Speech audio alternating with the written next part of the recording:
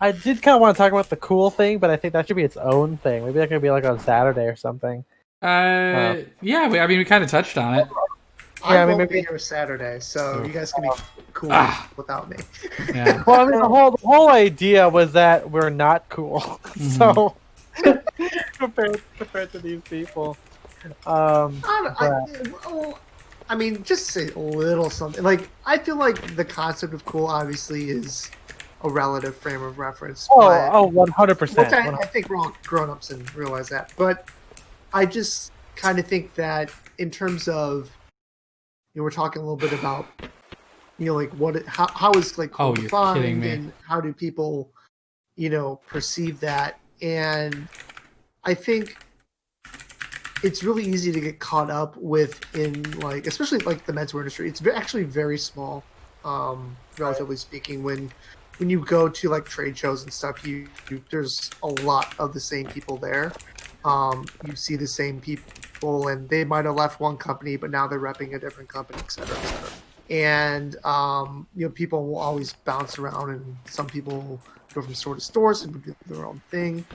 But it's still a very small community, and I think one of the things I've realized is that there's more or less like just two types of people. There's the people that have a very bad reputation amongst everyone else in this small community, and there are those that everyone tells you is like the nicest person ever. And I think that it's interesting that you don't hear about anything in the middle about a lot of people when you bring them up. And I think it's just kind of like a goal, like I think to have of, maybe instead of like trying to be cool, to just be an extremely nice person that's memorable for that reason, rather than like he dresses so cool and he always comes in helicopters. He always shows up in helicopters and his hair is perfect. Right. Yeah, maybe you want to be the guy that gives people helicopters instead. Yeah, maybe I should go to helicopter sales because I really think I can sell the hell out of them. I mean, hey, I feel like you love it, and why not sell what you love? Exactly. I've never even been on a helicopter, but I've been on a helicopter once. I've been on a helicopter once. It was weird. It feels like being in an RC vehicle. That's the only way I could describe it. It's like that's pretty good. Feels right. Yeah. Well, I guess right. I think it always comes down to what people think is as cool as that. And for me, again, it always.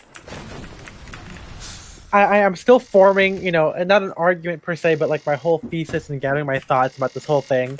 As I've said before, I think I really want to do a pod now on influencers because I've been able to kind of, that would be interesting. Yeah. I could talk about it now, especially.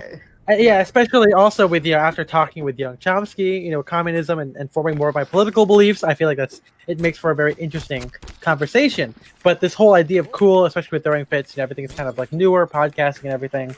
It's a little bit of a different vibe. So again, I'm not exactly dialed into what my point is whenever I talk about it. But for me, it's more so that this is something Spencer and I've talked about, is that these guys I think would be cool even if they weren't into men's or more into fashion. There's just something about it, and it could just be that they're older than us.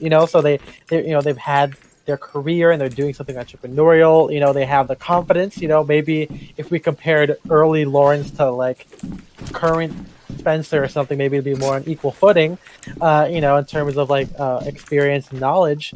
But of course, making the connotations now, especially with the difference in audiences and difference in demographics, really also can also play into that.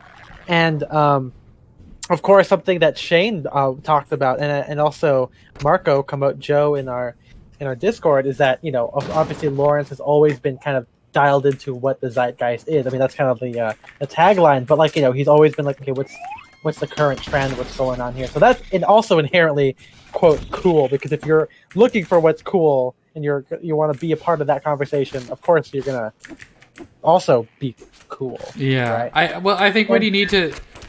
So the point is the point of this just that like these people are cool. Yes, I think that's and it's not that it's more that I'm not cool. Okay. And the whole thing, because I think that you know, it's all just a bunch of random thoughts at this point, you know. And I forgot how exactly we got into it initially.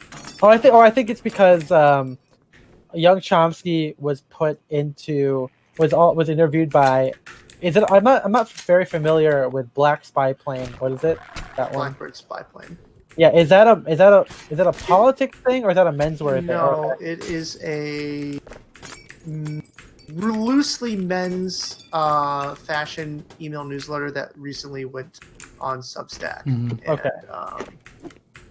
I don't know much more about that. Yeah. So I think but he's like a journalist. Right. Okay. And clearly, this guy is tapped into what the current zeitgeist is. Right. There's a lot of like kind of throwing fits type of vocabulary thrown around, and I guess my thing with that is this might just be me projecting with Young Chomsky, but I feel like based on how we talk with YC, it's the vibe for that doesn't always translate well to classic menswear. Like the whole idea of like the copying the Johns, because usually Johns are like latest collab, like latest drop or whatever, right? That there's that sense of the exclusivity and hype. And classic menswear doesn't really have that. Even though we can always say like, oh yeah, I'm gonna get my next John. It's usually just whatever the next thing we're buying. Yeah. Right. So and yeah. Oh, go ahead. So the one thing I'll say is like having listened to a lot of the throwing fits stuff. It's interesting because I think the way that I would say their audience is, obviously they're younger, not quite at the level where you can buy expensive shit. Mm-hmm. But I think the way that they do position like tailored menswear is at like the peak level.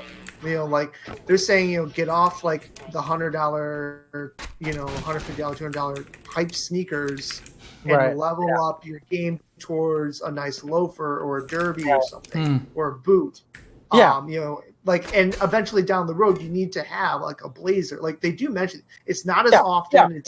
And it's kind of like whereas like I think especially Lawrence like when he was writing that blog, he started more from like at the time was like kind of the thing where there's a lot more companies doing like traditional Americana and like tailoring was like really big. So that was just kind of his onboard train. But I think right now, though, the way it is for a younger generation, it's not that. They're finding through like Instagram a lot more of the streetwear influenced things. I use the term very loosely. And also how that kind of dovetails into designer fashion like Ralph Simmons and, Rick and all that stuff. So, but they're saying like, you're still young. Most of us aren't exactly swimming in money, especially in your new 20s.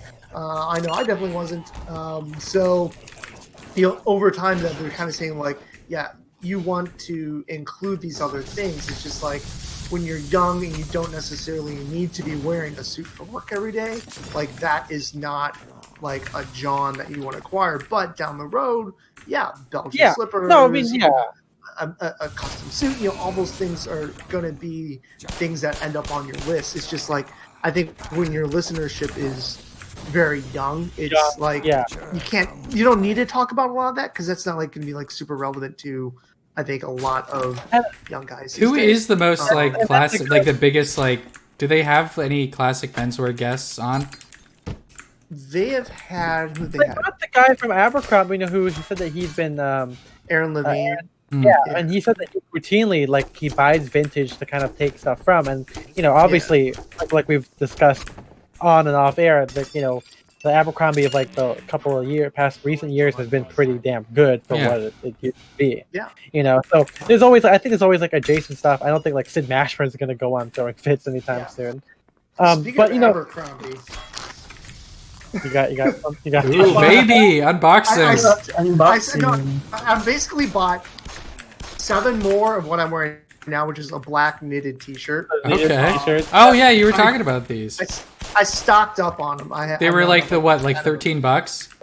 Yeah, they're like $13 on Pretty sale. good, man. I was like, they're great. So I was like, well, now I don't have to buy them for 3 years, 4 years. Who knows how long those last me? But they remind me of those guys that buy like a stack of 10 Supima shirts at Uniqlo, and they're like, I come by like every like twice a year or something to just get a bunch of shirts. I mean, okay. You made a good point. Kamakura like years ago. And hey, that's what I'm going to be doing Friday. I bought like 20 white Kamakura shirts. I was like, all right, I'm good for like 2 years now. I respect it. Y'all crazy, man. But you said you bring up a good point about relevancy. I think that also kind of plays into the cool factor, because it's like, I think being tapped into what's relevant, not just in your lifestyle, but what's relevant again in the zeitgeist, I think is also a component of cool, right? And I think that inherently being into menswear is kind of it comes from a little bit of a rejection of what is relevant or what is currently at the forefront, right? Like, if I wanted to be cool, again, I'm using quotation marks. I'm not saying, because I think I dress cool. Obviously, I think we all dress cool. But if we're talking about mainstream wise, like conventional Instagram likes, I think that farm the Reddit. If this was the case, I should be copying Archive Julius and fucking Greedy Boots instead of fucking Alden Tassel loafers, right? Like, I feel like that's where it should be. But again, it's rejecting that. So when I say, like, I'm not saying that like, oh, I want menswear to be cool. I'm just trying to make the distinction again between like, like you like categorizing things. Yeah, I'm just categorizing things. Like I mean, it kind of comes to, this could be the mature version of what I like to call the whole hate or whatever against old Ethan, where whenever I post an old Ethan picture, people come to my defense, even if I'm not inherently being mean. People are like, "Oh, Ethan's beating himself up." When I say I'm not cool, I just mean like it's not quote cool. Like what I'm wearing is old man clothes. I'm not trying to beat myself up. I'm kind of just being real with myself. I'm just saying, like if I want, I am very cognizant that lots of, whether it's girls or even, like regular guys who I was friends with in college, they'd be like, Ethan, why don't you, like, you would be infinitely better if you just wore a t-shirt and jeans and not whatever you were wearing, So, and I feel like when it comes to like cool, the thing is you're the least cool when you try to be cool. Yeah. Right? Yeah. It's always like, oh, I'm going to buy this. I'm going to wear this. I'm going to do my hair like this. I'm going to talk like, and it's like, now you are not cool. That's the problem. Right. The coolest thing you can do is just kind of try to find, your natural self and like, just glide with that. But it's so hard to realize it, because in your mind, you think I have to do these things to be quote cool, because you see other people doing it, or like whatever. It doesn't matter why you want to do these things. It's just that you feel like you have to do these things that are not necessarily you, and that's the worst part, because that's the stuff you look back at and you cringe a little inside. Absolutely, you're like, I wish I could undo everyone's memory that ever knew me with this photo wearing that and saying those things that I said, because goddamn it, it's fucking not cool at all. It's like that meme that I've seen a couple of times. It's like, if you knew me in high school, then you don't. Well, with that, I think that also is kind of the idea of like when you try and when you try to be cool, you're not cool. This is also a aspect of like I wouldn't say I'm not anti throwing fits. In fact, I've been enjoying. I've been listening to it kind of frequently now, which is kind of an interesting term for me, because I don't know. You're listening to it then, right? Yeah, I think it's the only one I've listened to consistently outside of. I haven't even done Comedy Bang Bang in a little while too. So it's kind of fun to kind of be involved and kind of be involved in the millennial male zeitgeist, whatever you fucking want to call it. Yeah. But I think that when you said right there about trying too hard to be cool, I think that the self-awareness, of course, is like a bit, and it's poking fun, but it's kind of like, but you're still kind of cool, man. Like, I know you're trying to make it less by like, talking about Cop and John, so I'm depressed and, we're working so hard. But like, when you get like thousands of dollars on Patreon and you've got literal movie stars on with you on your podcast and everything, it's kind of like, okay, like, at a certain point, you're still kind of cool. And again, this is, of course, it's a personality, just because you are a popular guy doesn't mean you can't be self-deprecating. I'm not saying that you have to have a monopoly on self-deprecation if you are a loser, but I think some self-awareness, to me, it doesn't come off as disingenuous, but it's just kind of like, okay, whatever, it's kind of like I think I said in the Discord when like a model or someone goes like, "Oh, I took this ugly selfie," and yeah, obviously it's a joke. Obviously it's a joke, but it's still like it's a very basic of the basic the components of a joke in that it's like a false statement, I guess, or something, It's just a lie. But see, I do feel like when someone says that, there is a hint of truth to their full lack of self-confidence, right? Because it's kind of like, like clearly you say that, and maybe like you put it out there as a joke, but really there's this like subtext of like, I also don't still have enough self-confidence, even though by like so many other people's standards, like I'm gorgeous, attractive, cute, whatever, and you just say that as a way to like just give me the validation dopamine rush of those likes and comments, and I think there is like when people do that, it's not always a joke that maybe they try to make it seem like mm-hmm. I think there's just a morsel of self-doubt and Of course, I just think I completely agree, and maybe it's a little bit of the whole like again self-positivity movement where like sometimes it's nice to like be like what, I'm a boss ass bitch, I am killing it, or I'm doing the right thing out there. So maybe it is me trying to like be like, no man, you're cool, like you got it, but it's also maybe a little bit of jealousy on my end, but I think also I take pride in being mediocre a lot, so I think that's just kind of like an inherent difference, and it always makes me wonder as well. Whenever Spencer and I are being self-deprecating, I'm wondering if some guy out there is like, "What are you talking about? These are the coolest guys I've ever seen in my life," like, or I guess All just isn't here to defend himself, but whenever I talk about dating, and he's like, "What's that feel like?" and it makes me feel like, oh man. Is my dating experience that cool? Like, because I mean, the whole reason I share these stories is to show how bad it is or how awful I am.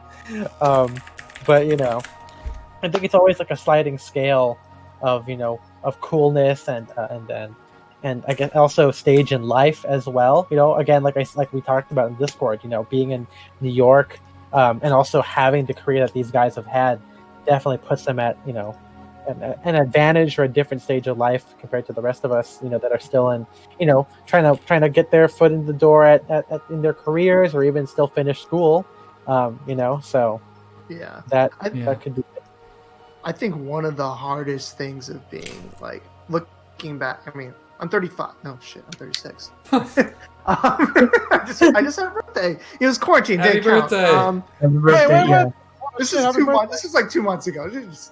Happy birthday! before we were friends. Wait, Are we gonna sing? How long? Yeah.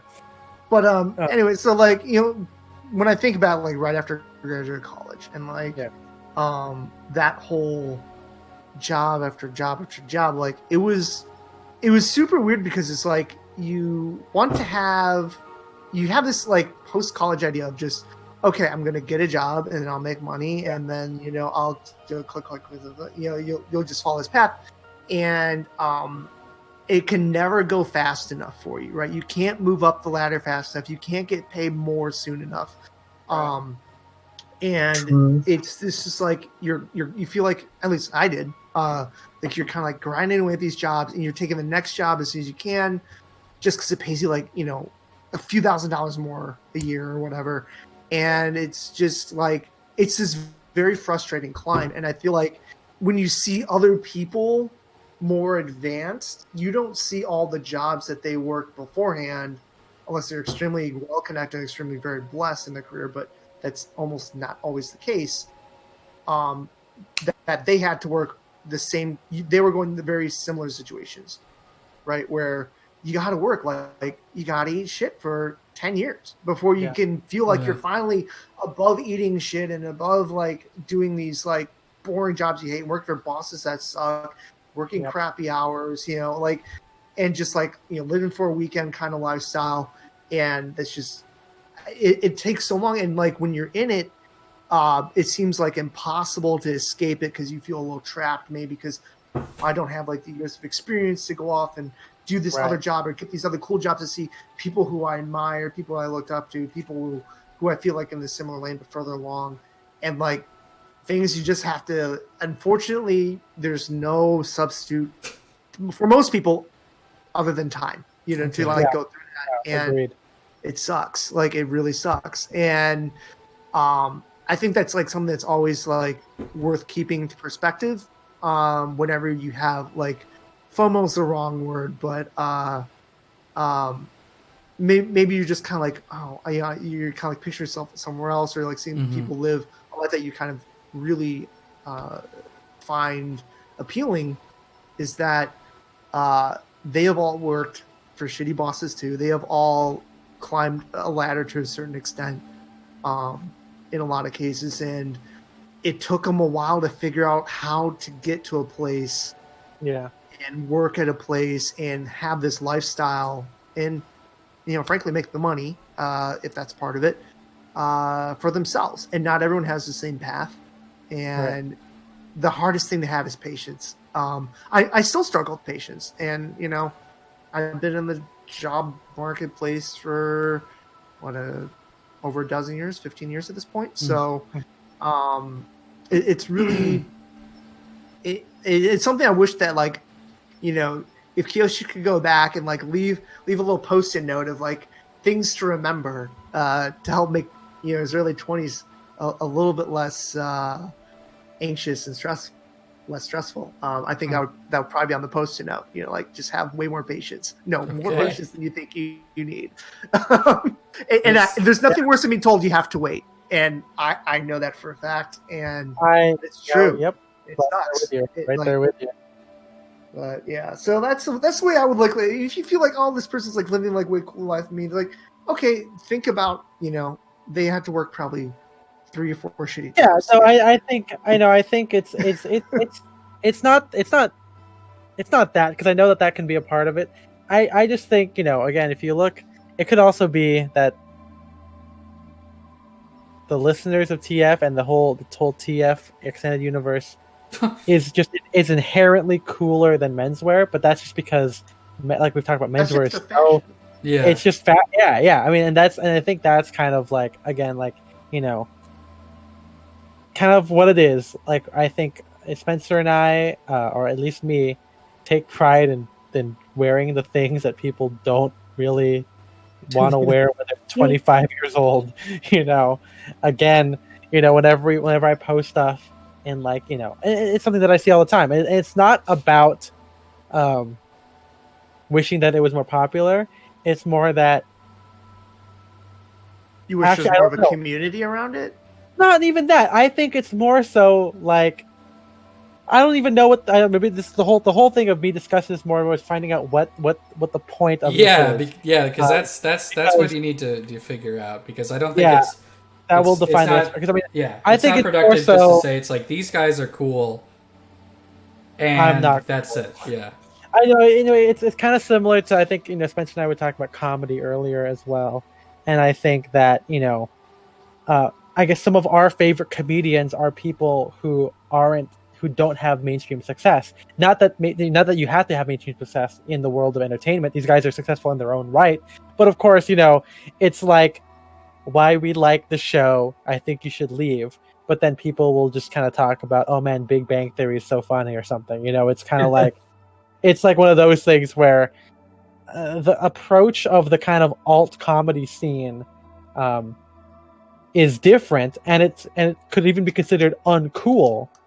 But it's still maybe it's all about, maybe it's more so me finding a way to openly say that this is uncool, which it is. Like when classic Menswear is uncool compared to fucking DM boots that look like Danner boots combined with some other stuff. But also like, why be into something uncool? I think is kind of it's kind of a related topic, but maybe that's kind of what it is. Kind of like, because I think that lessening the contrast and making it as like a, I don't want to say it like this, but like a meta choice to be uncool is kind of a thing. It's like a lot of the, I mean, obviously a lot of us are in here. We all have kind of similar takes in comedy, at least in how we respond to each other and how we riff. But there are a lot of times where, we'll be around other people and they don't get it, and they'll wonder why we made a very interesting joke. Ethan, why did you make such an interesting joke? They go. Did I say this on stream yet? Did I say the Australia Matt Damon thing? What's the Australian Matt Damon thing? This is my go-to. So MJ can corroborate this joke. So this is kind of a good example of it. So we were at this table. This is again the Asian American group that we are in, and some guy said, "Hey, let's go out to get some ice cream all together." So we went in. There's a couple people we knew, some people we didn't know. Okay, and a guy came from Australia. Crazy. I mean, he didn't go there just for that, obviously, but he happened to be visiting, and he heard about this group, and he decided to come hang out. And someone asked where he's from in Australia, and he said Melbourne, right? Like Melbourne, the city, right? And I was like, Melbourne, huh? Oh man! Like, did you say hi to Matt Damon while you were down there? And then there was just silence. Yeah, and then MJ like laughed to himself, Yeah. And then I was like, okay, you get it. And some guy was like, what? And I'm like, oh no, it's nothing. It's just a joke. They're like, oh no, what's the joke? And I'm like, no, it's nothing. It's a dumb joke. And the whole table was like, no, wait, what is it, Ethan? Tell us. And I'm like, okay, well, you said Melbourne, right? And Melbourne and Jason Bourne, and Matt Damon is the actor in the Bourne series, so that's what it is. And they're like, okay. Why did you? And it's like, it's just. Well, it's just what your favorite genre of comedy is, just word association. Like, you love just like word association. Yeah, I know. I mean, and it's not the fact that. Because I'm totally okay with people not getting it, because in fact the joke is also that MJ laughs and no one else does, right? Yeah, it's kind of like a meta kind of thing. I'm actually glad that you don't think it's funny. But that's but that's, I mean, again, this is like, it's kind of like how seeing Bryceland's wear, like, or even just the Aubrey wearing high-waisted pleated trousers back when in like 2012 or 2014 when I was like, modern people can do that, like it's crazy. Like Finding Comedy Bang Bang, which hey Chad, if you haven't heard me promote this, plug it, but it's very hard to find him, the creator, serious, but he was like interviewed for like Good Morning America or like ABC Morning or whatever, but he obviously he's trying to hold his tongue from making as many jokes as possible in this very normal, serious interview. But he did say that, a big part of his thing is to just is that people don't think he's funny, because he finds that situation to be inherently funny. Like it's just funny when it's humorous, right? And he thinks that the whole the talk show dynamic is just a weird situation because it's so unnatural, right? You got like a producer, you got like, you're in this room that you're talking to each other, but you got an audience potentially, right? It's just weird. But like, so making a parody or satirizing it is like a big thing. So if you liken that to like my approach to menswear, it's all like, it's a little bit of like, yeah, I know white socks is like an old man thing to do, but it's like, I'm going to fucking do it. And, there's a little bit of irony in it, which is why I also, again, I don't hate Lawrence or Throwing Fits, because I think that there's a lot of that same kind of irony in this kind of like, wearing the, as Shane called it, wearing the like the Gucci bit loafs with some Patagonia baggies and the camp collar shirt. I think there's a lot of similarities there, but I think the difference is that because of like the clout behind it and of course the zeitgeist and everything else, is that is still going to be cool, even if they think they're being kind of like whatever, but it's still cool, and then when we do like just white socks and loafers, it's like uncool, but like we're taking pride in that. We're taking pride in being not even contrarian, just fucking weird, just like mediocre and like a choice that not many people will do. So yeah, all of this is just kind of related all together, and whatever this point of this thesis is. I'm sure when we keep talking about it, the more I listen to TF, I'm sure I'll be able to put it together, and then it'll be a long essay in general. Well, I think. Oh, go ahead, Spencer. No. You finish. So, like, I think one of the most important things, though, about coolness is maybe who you want to be cool for. That's true. And you know, there's certain people who I don't care. I don't think they're cool, and I don't care what they think about me, and that's probably most people. But there are some people whose opinions I value and that I do think are cool, and it's kind of like, you want, if I were to be validated in any way, I want it to be from them, and that's kind of like the approach I take to like when I write. One of my favorite bloggers, John Gruber at Daring Fireball, he famously said that he writes for an audience of himself, in the sense that he writing something that he wishes was out there for him to read, a person like him. Yeah. And I often think that in this case, it's kind of like, if you are going to try to be cool, as Dangerous Status said, is you shouldn't try to be cool to everyone, because you're never going to be everyone's flavor, obviously, right? And it's pretty helpful to think, what audience do I want to be cool to, and who are those people whose opinions and thoughts I care the most about. Mm-hmm. And I think that can really help inform your actions from that point out. And it's not about who likes your photo. It's like, did the right people like my photo? Right. Oh no. 100%.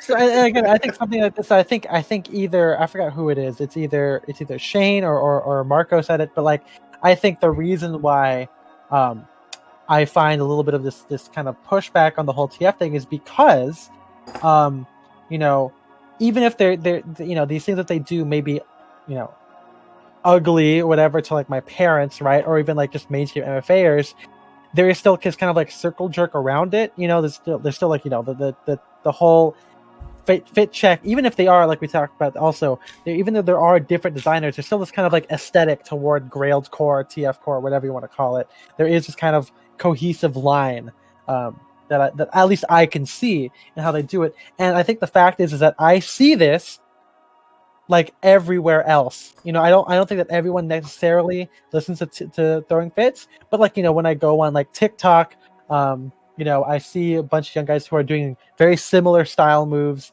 you know, who are doing all this kind of stuff. Instagram, even young kids in LA, you know, and I think that aspect of it is kind of like, even if it is self-deprecating and like fun to like poke fun at it, I see so many people do it. I think it's a little bit like, maybe what's the word for it? It's a little overplayed, I think. You know, like I have literally seen guys do the Patagonias and the loafers and like the baggy t-shirt or like the camp collar shirt, skate style, whatever. Like I have literally seen that just walking around Pasadena. Even like, and so like when they try to make it like, oh yeah, TF gang, you know, whatever. It's like, well, you know, I know that's not their intention, right? They're not trying to make them like that they are like the complete tastemakers in fashion, but the kind of idea is that it's a lot more common than other people think as well, you know.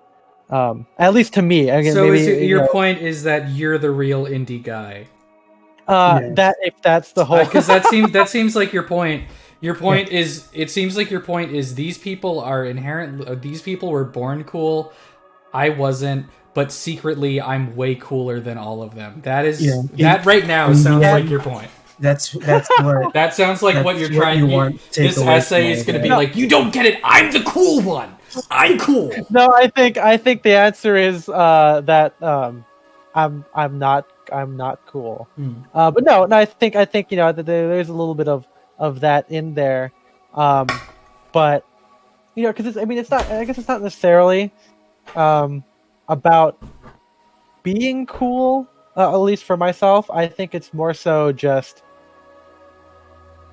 recognizing that something is popular. You just want these people to admit that they're cool. Yeah, maybe that's what it is. Like, just say you're cool, man. You know. Okay. I think that might be more about what it is. You know, it's kind of like, I don't know. We have a lot of friends who are like, "Oh man, I'm such a dork," and I'm like, "Really? Don't say that." You know, if you say it enough times, it becomes true. That's the danger, right? So see, that's why we always say we're cool. This is just turning into like 2011, like not who are like the other guys? No, like who are the real nerds discourse. Like right when the Avengers was getting big, and then people, I think I did say, I think Beecher, I think Spencer, you might have stepped away, or maybe you were there, but like there is a kind of like similar kind of thing. Well, no, there. you were talking about this with the Marvel movies too, I think. But yeah, I think that's a perfect example. I think that's what it is. Like, you know, obviously the way pop culture moves. Well, no. I'm saying you don't want to end up like one of the guys that's like all these people watching Avengers when I told them about Iron Man 3 years ago. Like, they didn't care. You know, you don't want to be bitter about it. You just don't want to be bitter. That's what I'm saying. That's why I'm like trying to be as self-aware as possible about the whole thing. To be like, there is this kind of you know, pushback. You know, oh, who are the real hipsters? Kind of, who are the real indie heads? This has been a conversation that's been going on for any kind of interesting thing that has gone mainstream, right? Yeah. Like when people were like, oh yeah, 21 Pilots, right? And then they became big. Now people are like, oh, I was in the 21 Pilots before that. But I think the difference, again, that I told Shane is that being into menswear will never be cool. Like in the same kind of space where, like, you know, I think, you know, that Lawrence, you know, when you're talking about these designers, like before maybe even ReAl or slightly before that, you know, it wasn't as big to be into, right? Like I wouldn't see young guys be into archival fashion, and yet now there are fucking TikToks. Like it's crazy that I'm seeing this, and I think it's just kind of a testament to see how things kind of move forward. But classic menswear doesn't have that that kind of not anymore freedom to move. I mean, like, you know, I think I would argue like in 2010, 2011, it was. Yeah, I guess that's kind of you know, it was a different thing. Like people were like, hitting up the eBay, hitting up those stores. Like obviously the Tumblr era, like there was a huge like community around that. I mean, that's how like you know, Put This On was like the first big one, right? That was talking about this. Like, I mean, there was definitely, and like even Style Forum. If only I was born in 2010. What? Wait. Born in the wrong year. I was born in the wrong era, man. You would be 10 years old. Yeah, are you saying you want to be a 10-year? No. Like I wasn't fully. I mean, I wasn't. I mean, like classic menswear did have like legit. Of course, yeah. Like, no, it did. 100%. It's just like I think it'll come back again. Like we all know this stuff is cyclical, and you know, tailored, you know, suits and ties are still around today. And it'll zero back like it always does. I think the thing that'll have to happen is the silhouette will have to change, and I think you're starting to see it a little bit on the designer end. But because here's the thing. Were we talking about this on stream, like the casual sport coat thing? I'll get into this later. But it's like, you know, once we see like big flowy billowy suits hit like Macy's again or something like that, I think that's when you'll have like, whenever there's like a big shift in the silhouette of the suit, like a serious one, not like, oh, the lapels are a little wider. No, like big changes. That is when there's like also a resurgence in tailoring, like in interest in it. I think that comes around. So we'll see what happens. I would say like maybe, you know, post whenever this bullshit COVID is over, you know, maybe people will want to like, oh, I'm going to party all the time, I'm going to go out, date, you know, like do all the social activities that I really reeled in on. And now, you know, the economy will be booming again. People have money to spend. You know, that'll be part of the, you know, consumerism that we see, and, you know, maybe part of the trend, or maybe not. And maybe everyone will just get like luxury versions of sweatpants. I mean, I was going to say, I could definitely see COVID like changing, you know, a silhouette of a suit, as everyone's like, I think people are realizing, especially now, it's like, you know what, slim fit maybe isn't the most comfortable. And I think a lot of people are specifically thinking in terms of comfort at the moment. Oh, 100%. So I could definitely see when this comes back, like a bunch. I mean, we've seen this for the last couple of years, but like a more mainstream thing, it's like, okay, wide fit is back because people realize this is comfortable, and then in a couple of years, everyone's gonna be like, oh my god, everything's so goddamn wide. Whatever. Well, happened. I hope that when people go wide, they keep everything cropped. I think that was the extremely long length and the wide is what turned people off baggy suits, because that's like a good sign of things not fitting. You know? And again, we'll see what happens. I mean, the Uniqlo suit, the corduroy suit's kind of cool. It's not extremely wide, but it's like a nice straight fit, I think. Yeah, but it's not like a skin hugging fit either. Which exactly, yeah. So I mean, it's kind of cool to see. I mean, again, Uniqlo is a Japanese brand, and they always have those ideals in there. But once we start seeing on H&M, once we start seeing that happen, wide fit suits, I think that's when we'll know. Yeah. Once it comes to Zara, that's when you've changed things. If H&M and Zara don't go under before that. Yeah, I know, right?